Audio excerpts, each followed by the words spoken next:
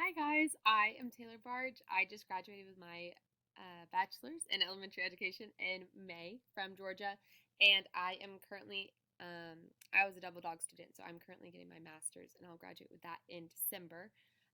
So I'm also trying to get my gifted endorsement, so that is why I'm in this class. I live in Buford, Georgia.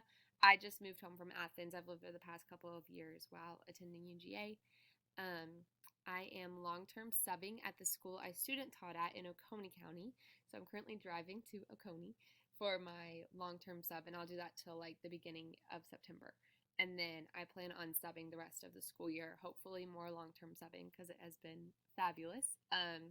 Or just regular everyday subbing. And I'll start teaching next fall. Um, so yeah, I just wanted to wait until I was finished with school before I start teaching. So that is my plan, and I am excited to meet all of you guys. Thank you.